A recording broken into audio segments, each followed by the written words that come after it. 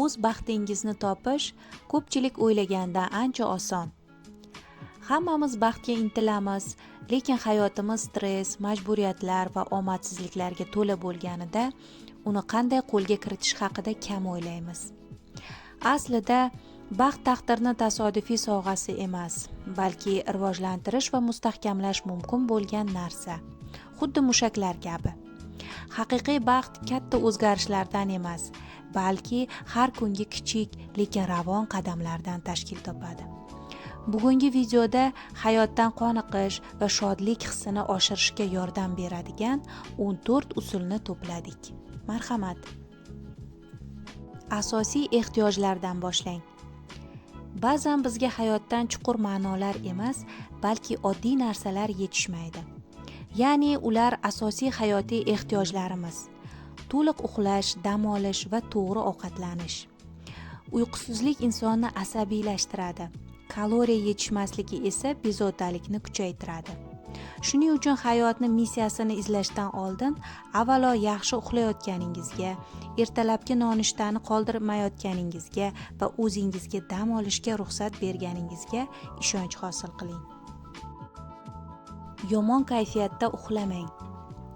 Psixologlar ta'kidlaydi, xafa bo'lib uxlash bu salbiy hisni keyingi kunga olib o'tish degani. Janjal qilish o'rniga tinchlantiruvchi nafas olish mashqlarini, qisqa meditatsiyani yoki minnatdorchilik ro'yxatini yozib ko'ring. Hatto 2 daqiqa tinchlikda sukut saqlash ham ongni salbiylikdan bo'shatishga yordam beradi. Kuling, hatto xohlamasangiz ham. Siz kulib turganingizda miya bundan xavfsizlik signali sifatida xabar oladi va baxt gormonlari serotonin hamda dopaminni ishlab chiqaradi. Sinab ko'ring, oynadagi aksingizga kulib qarang. Tanangizni bu harakati miyani ishontirib, kayfiyatni barqarorlashtiradi. O'zingizga nomukammal bo'lishga ruxsat bering.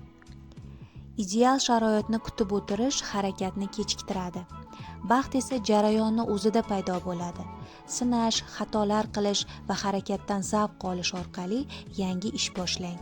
Raqs tushish, chizish yoki noodatiy taom tayyorlashni o'rganing. Hammasini birdaniga bilish shart emasligiga o'zingizga ruxsat bering. Baxt hissi. Ovqat, alkogol yoki tezkor xaridlar vaqtinchalik baxt hissini beradi, lekin stress sababini hal qilmaydi.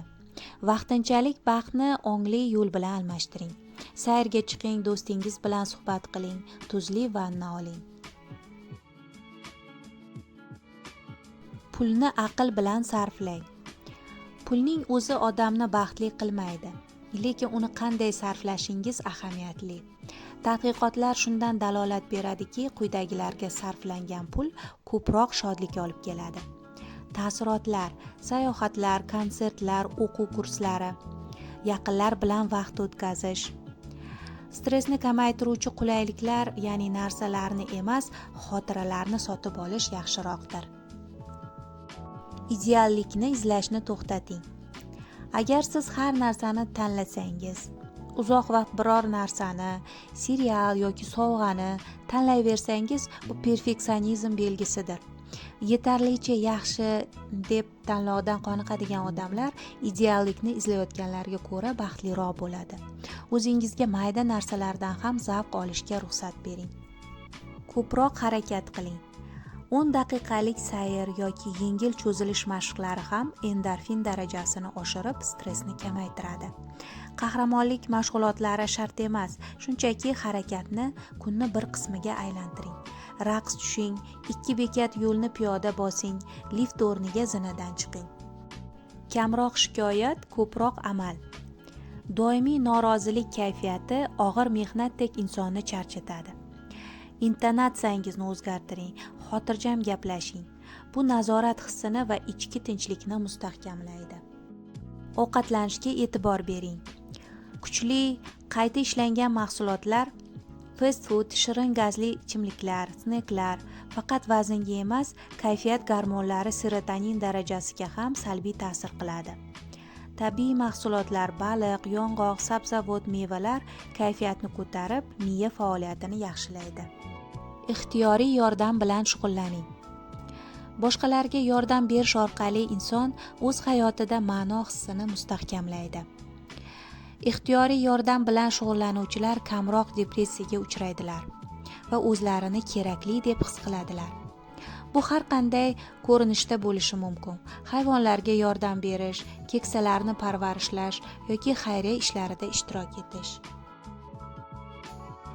Tabiat qo'ynida ko'proq bo'ling. Tabiat kortizol, stress gormoni darajasini kamaytiradi. Hatto 20 daqiqa ochiq havoda bo'lish diqqatni va uyqu sifatini yaxshilaydi. Agar uydan chiqish imkoni bo'lmasa, shunchaki oyna oching. Do'stlashing va muloqot qiling. Ijtimoiy aloqalar baxtning eng kuchli omillaridan biri.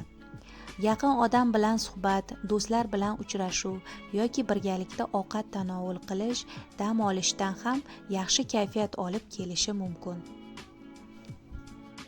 Yordam so'rashdan qo'rqmang. Ba'zan insonga shunchaki eshitadigan, tushunadigan bir odam kerak bo'ladi.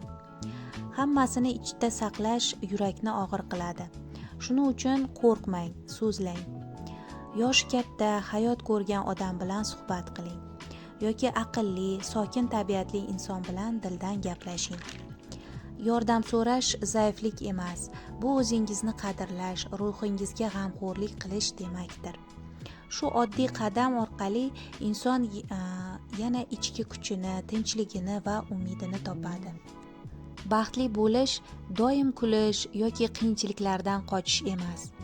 Bu hayot notinch bo'lgan paytda ham ichki muvozanatni tiklay olish qobiliyatidir.